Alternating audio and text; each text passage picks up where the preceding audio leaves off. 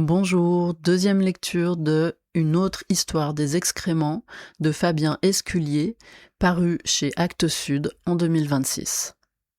Prendre soin de nos excrétions. Si l'on retient la salubrité et la circularité comme enjeux majeurs dans la gestion des excrétions humaines, alors il semble y avoir tout à gagner à mettre en œuvre une circularité. En effet, le soin apporté à bien gérer les matières dans une logique de circularité semble avoir été concomitant à des pratiques plus salubres que celles où ces matières font l'objet de peu d'attention. Cela plaide donc pour une extension du care à nos excrétions.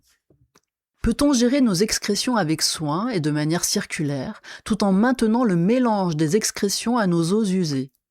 Les urines et matières fécales humaines, qui constituent la principale source de nutriments des eaux usées, jusqu'à 90% pour l'azote, ne représentent que 1% du volume des eaux usées. Diluer cette ressource pour espérer la gérer de manière optimale par la suite ne semble guère offrir de perspectives encourageantes.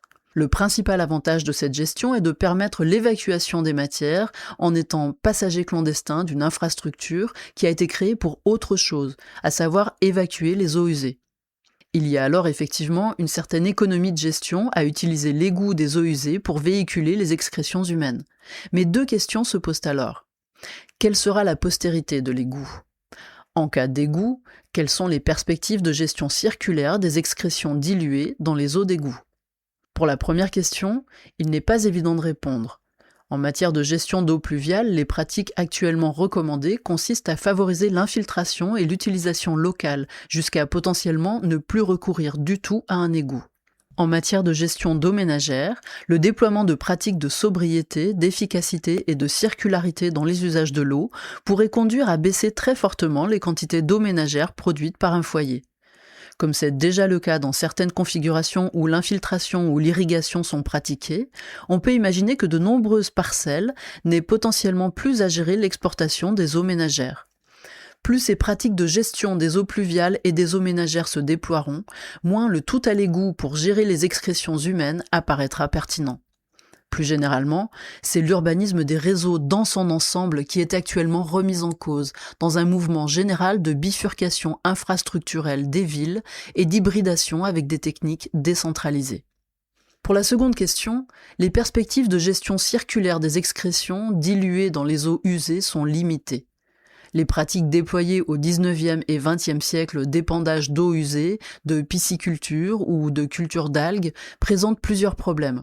D'abord celui du mélange avec tous les indésirables du reste des eaux usées, ensuite la nécessité de grandes surfaces proches des lieux habités pour permettre ce type de valorisation.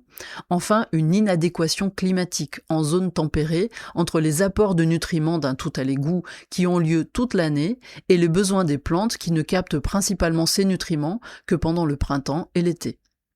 Quant à la récupération d'azote en station d'épuration, les techniques actuellement envisageables pourraient permettre d'augmenter la circularité au-delà des 10% actuels, mais ne semblent pas offrir de perspective réaliste d'aller au-delà de 30% de circularité par rapport à l'azote entrant dans les systèmes d'assainissement.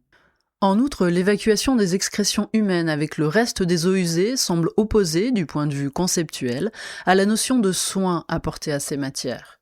Il paraît plus raisonnable qu'on arrive à prendre un meilleur soin de ces matières via une gestion spécifique de celles-ci qu'en les évacuant sans y penser avec le reste des eaux usées.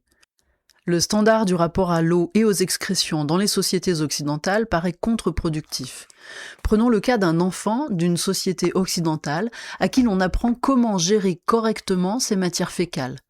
Attention mon petit, le caca c'est dangereux, ça peut transmettre des maladies, va donc le mettre dans l'eau des toilettes. Sur la base des chapitres précédents de cet ouvrage, il faudrait alors ajouter « Comme ça, tu vas pouvoir utiliser de l'eau, polluer de l'eau, faire tourner les stations d'épuration, transférer ces maladies vers les écosystèmes aquatiques, les baigneurs, les coquillages et augmenter le besoin de traitement pour produire de l'eau potable. » Si les matières fécales sont potentiellement dangereuses, ne serait-il pas plus productif d'enseigner à nos enfants comment les gérer en toute sécurité, au lieu de cette impensée collective de la chasse d'eau qui donne l'impression de s'être débarrassé du problème ?